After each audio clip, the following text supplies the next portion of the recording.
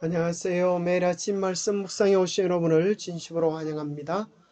오늘은 한 주간의 말씀을 정리하는 시간입니다. 제4과 홍수, 우리 6장 7장에 나오는 말씀을 배우게 되겠습니다.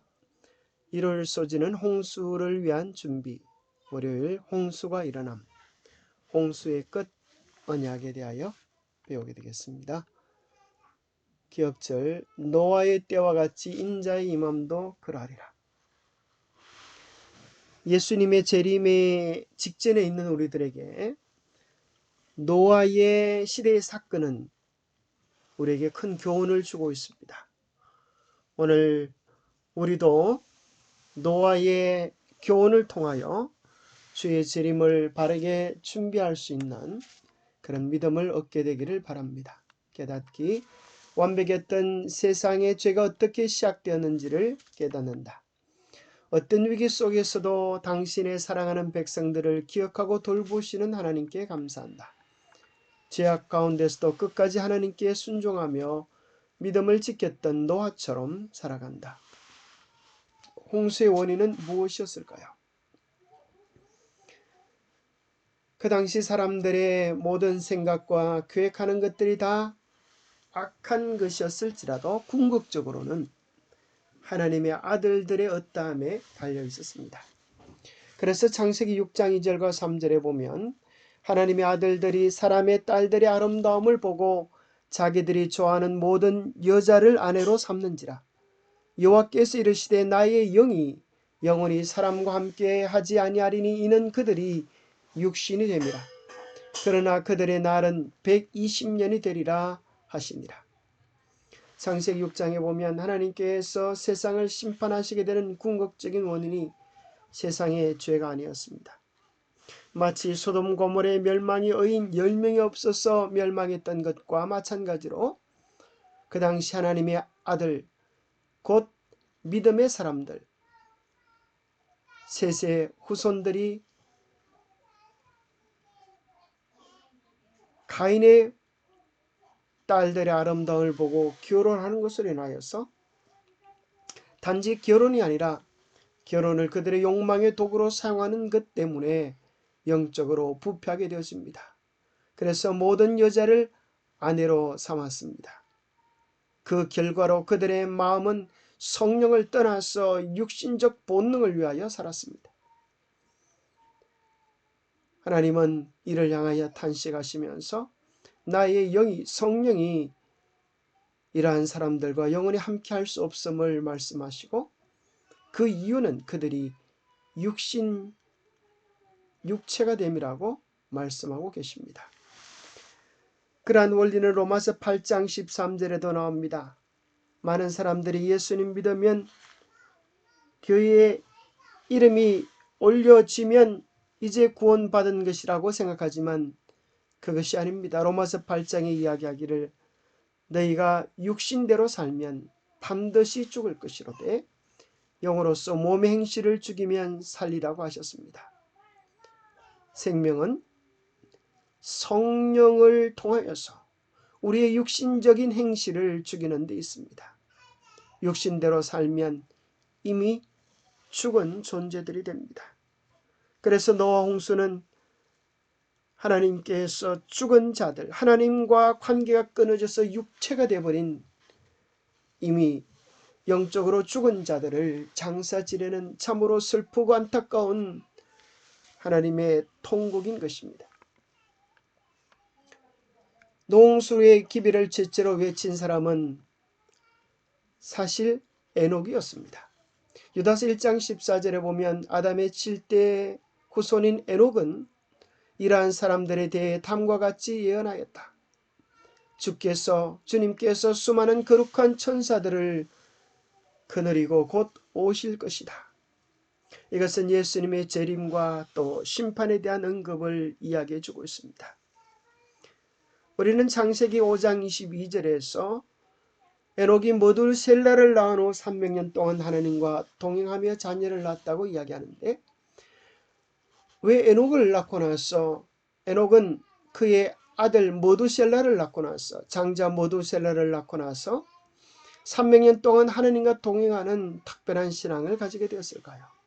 그것은 아마도 모두셀라라고 하는 이름 속에서 그 근거를 찾을 수 있지 않나 생각합니다. 모두셀라, 창을 던지는 사람으로 해석되는 이 이름은 모두, 그가 죽으면 셀라, 내가 심판을 보낸다라는 뜻입니다. 그래서 모두셀라가 죽으면 노아 홍수가 있을 것을 이야기하는 것입니다. 심판 홍수가 있을 것을 이야기하는 것입니다. 그래서 에녹은 모두셀라를 낳은 후 하나님께서 죄로 말미암아 세상을 심판하실 것을 바라보면서 하나님 거룩한 성품을 닮아가기 위하여 날마다 주님과 동행하는 기쁨과 즐거움을 누립니다. 정말로 모두셀라가 죽고 나면 심판이 왔는데 성경 속에서 최장수의 수명을 가진 사람은 모두셀라입니다. 어쩌면 하나님께서 더 연장하셔서 정말 거의 1000년 가까이 죄인들을 향하여 참으시는 하나님의 사랑을 이 속에서 발견하게 됩니다. 모두셀라가 187세에 라멕을 낳고 라멕이 182세에 노아를 낳고 노아 600세에 되던 해에 홍수가 시작되었습니다. 그래서 라멕의 탄생 187세, 라멕이 노아를 낳을 때 182세, 노아의 600세, 이 세 숫자를 더하면 969세, 바로 모두셀라의 수명이 나옵니다. 아마도 모두셀라가 죽고 나서 얼마 후에 홍수가 있은 것을 생각해 볼 수가 있는 것입니다. 하나님은 1000년 전부터 이스라엘이, 아니 온 인류가 죄 가운데서 회개하고 돌아오기를 요청하고 계셨습니다. 이 도표는 노홍수의 전체 기간을 우리 김상래 목사님 교과에서 가져온 것입니다. 노아가 방주에 들어간 후 7일 후에 비가 40일 동안 쏟아져서 물이 가득 찼습니다. 그것이 계속되다가 220일 동안 물이 빠지는 일이 일어나고 산봉우리들이 보이고 까마귀를 보내고 비둘기를 보내고 또 비둘기가 돌아오지 않는 것을 통하여 이제 감람이 싹이를 물고 오는 것을 통하여서 물이 빠진 줄을 알고 57일이 지나서 방주에서 나오게 됩니다. 그래서 홍수로 가득 찬 기간은 370일이지만 노아가 먼저 탑승했던 7일까지를 더하면 방주 안에 무려 377일 동안 있었던 것을 계산해 볼 수가 있습니다. 자, 노아는 홍수를 어떻게 준비하였습니까? 창세기 6장 12절에 보면 노아가 그와 같이 하여 하나님이 자기에게 명하신 대로 다 준행하였더라. 여기 하였더라 라는 동사는 하나님께서 창조 때에 만들라 하신 명령과 같은 히브리어 아사로 되어져 있습니다. 그래서 노아의 완전한 순종은 창조의 역사만큼이나 중요함을 이야기해주고 있습니다. 그리고 이 아사라고 하는 단어가 언약궤를 만들 때도 역시 사용되어졌습니다. 자, 특별히 여기 방주를 뜻하는 히브리어 단어는 테바인데 이 똑같은 단어가 갈대 상자, 모세를 구원해 주었던 갈대 상자, 또 출애굽기 25장 22절에 언약궤도 쓰였던 단어라고 하는 사실을 통하여서 우리는 세 사건들이 똑같이 절대적으로 생명을 구원하는 일에 영향을 미치는 것을 발견하게 됩니다.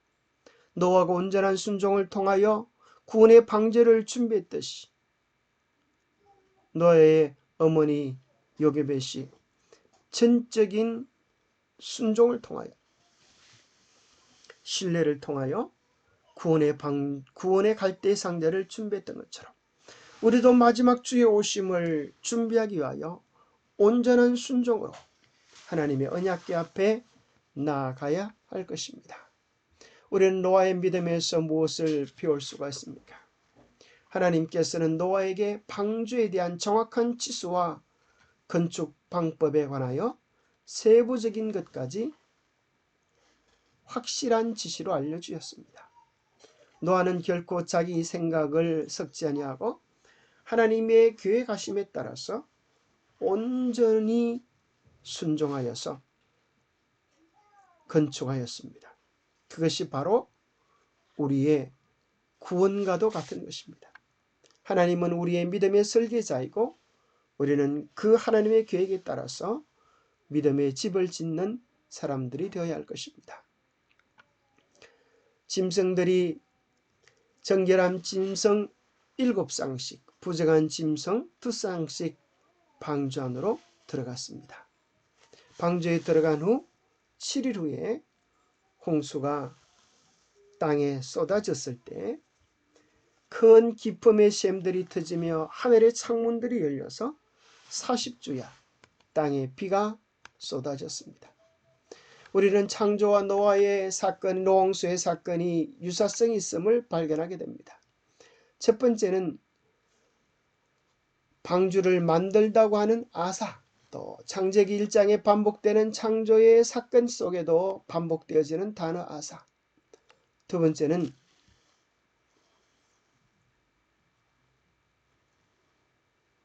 7번 반복되어지는 이 단어를 통하여서 또 노홍수와 안식일의 연관성을 발견하게 되어지고, 또 남자와 여자, 암수, 그 종류대로 들짐승, 새 기는 것들, 생명의 기운 하는 것들을 통하여서 똑같은 창조의 용어로 노홍수가 기록되어졌음을 발견하게 됩니다. 하나님은 사랑으로 창조하셨지만 인류의 죄는 그 창조를 하나씩 깨뜨리는 과정이었습니다. 그러나 하나님의 사랑은 감사하게도 멸망으로 끝나는 것이 아니라 다시 재창조의 역사를 우리는 발견하게 됩니다. 하나님은 첫째 날, 둘째 날, 셋째 날 기초를 놓으시고 넷째 날, 다섯째 날, 여섯째 날 채워주시고 안식일을 창조의 기념일로 삼고 누리도록 하셨습니다.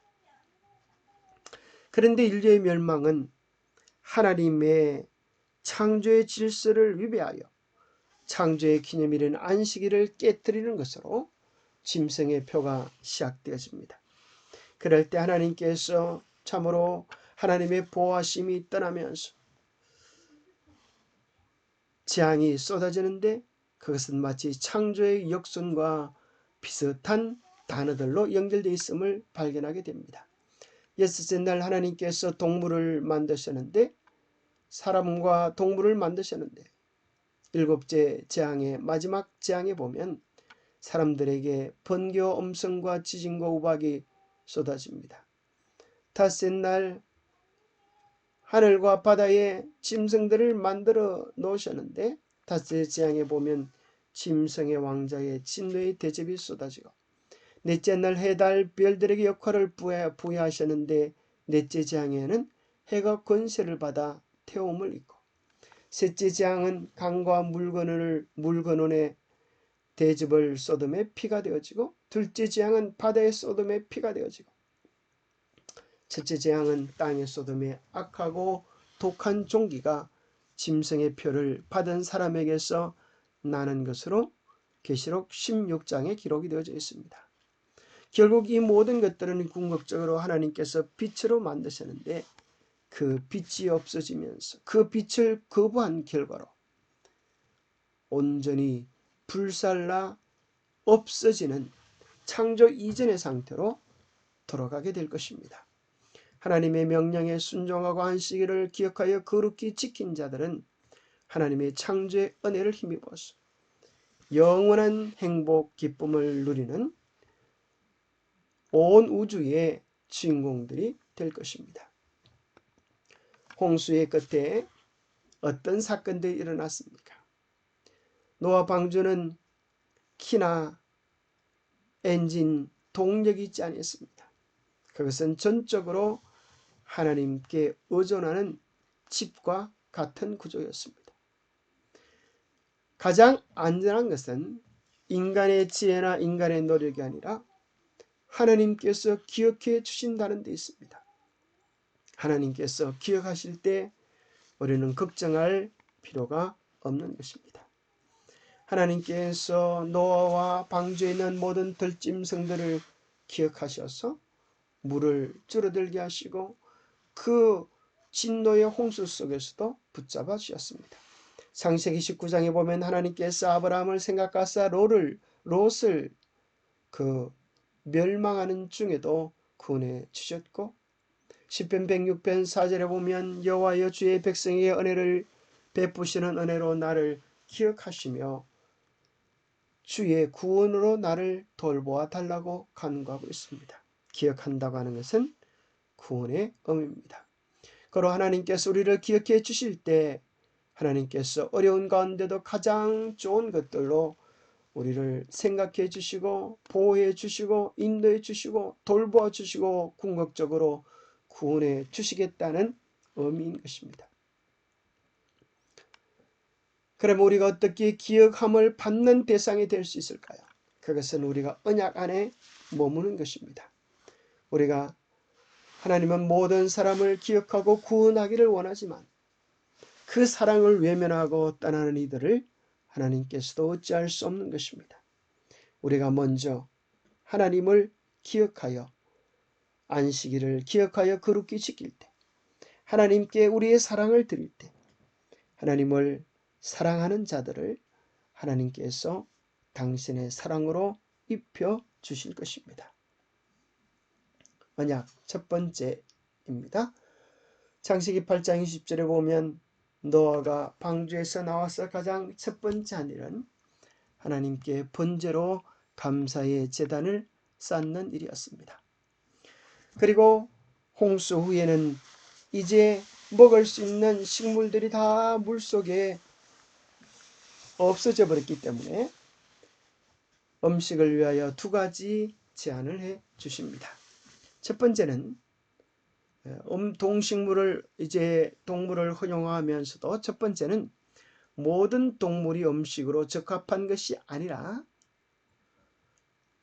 정한 음식으로 구별했음을 우리는 창세기 8장 19절 20절 또 레위기 11장을 통하여 확인하게 됩니다. 두 번째는 비록 정결한 음식을 동물을 채소처럼 취할지라도 피는 먹지 말도록 그렇게 하셨던 것을 발견하게 됩니다. 그것은 인류를 건강으로부터 건강하게 또 생명 존중의 정신으로 사람의 품성이 망가지지 않기를 바라시는 하나님의 배려가 있다고 생각합니다. 에덴에서 나온 우리는 죄로 말미암아서 홍수 후에 우리의 음식이 바뀌어졌다 할지라도 이제 다시 우리는 에덴으로 돌아가야 합니다. 그래서 우리는 우리의 음식을 다시 에덴으로, 우리의 생활 방식을 에덴으로 회복할 필요가 있습니다. 여기 있는 도표를 보면 참으로 노홍수 전과 후의 수명들이 급격히 차이가 있음을 발견하게 됩니다. 우리의 먹는 식생활들이 우리의 건강과 품성에 어떤 영향을 미치는지를 발견하게 됩니다. 하나님께서는 두 번째 언약을 베풀어 주시는데 그 언약은 다시는 이제 온 인류가 물로서 멸망하지 않도록 무지개를 통하여 언약을 베풀어 주십니다. 내가 내 무지개를 구름 속에 두었나니 이것이 나와 세상 사이의 언약의 증거니라. 하나님과 모든 육체를 가진 땅의 모든 생물 사이에 영원한 언약을 기억하리라. 자, 무직 언약은 안식일과 어떤 연관성이 있을까요? 언약이라고 하는 단어가 7번 반복되는 것은 안식일을 떠오르게 합니다. 무지개와 안식일은 둘 다 언약의 증거입니다. 하나는 시간 속에, 하나는 하늘에. 무지개와 안식일은 범위가 우주적인 범위를 가지고 있습니다. 안식일은 창조의 기념일이요, 무지개는 보호의 표징으로 우리에게 둘려져 있습니다. 그리고 창조의 기념일인 안식일과 무지개는 유대인들만을 위한 것이 아니라 특정한 지계의 사람들만을 위한 것이 아니라 지구상에 존재하는 모든 사람들을 위한 창조의 기념이요, 구원의 기념이요, 또 사람을 보호하는 하나님의 보호의 약속인 것입니다. 우리는 온전한 그 무지개를 하나님의 보좌에서 발견하게 됩니다. 하나님의 보좌는 무지개로 둘려져 있습니다. 그것은 반원이 아니라 끝없는 완전함과 사랑을 표현하는 둥근 무지개일 것입니다. 무지개를 통하여 우리는 하나님의 언약과 보호, 온 우주를 통치하시는 그분의 임재를 경험할 수 있습니다. 빛은 하나님의 옷자락처럼 우리를 하나님의 임재 앞으로 인도합니다. 기도하겠습니다. 하나님 아버지, 너의 때와 같이 인자의 임함도 그러하리라 하신 말씀처럼 오늘 수많은 사람들이 육체의 욕망을 따라 살아가는 것을 보게 되어집니다. 성령을 따라가는 사람은 육체를 이기게 되고 육체를 따라가는 사람은 성령을 거스르게 됨을 보게 됩니다. 우리의 생명이 천적으로 성령께 의존되어 있음을 깨닫게 하시고 노아처럼 온전한 순종의 삶을 드릴 수 있도록 도와주시옵소서. 우리도 노아처럼 성령의 인도하심을 따라 구원의 방주, 믿음의 방주, 소망의 방주를 짓게 하여 주시옵소서. 다시 오셔서 이 땅에 죄를 없이 하고 온 세상을 새롭게 하실 거나 하나님 곁에 함께 할 수 있는 축복 또한 우리에게 허락해 주시옵기를 우리 주 예수 그리스도 이름 머지하여 간절히 간구하옵나이다. 육신대로 살면 반드시 죽을 것이로되 성령으로서 육신을 이기면 그는 영원한 생명을 누리게 될 것입니다. 매일 성령의 인도하심을 따라가는 우리가 되기를 축복합니다. 감사합니다.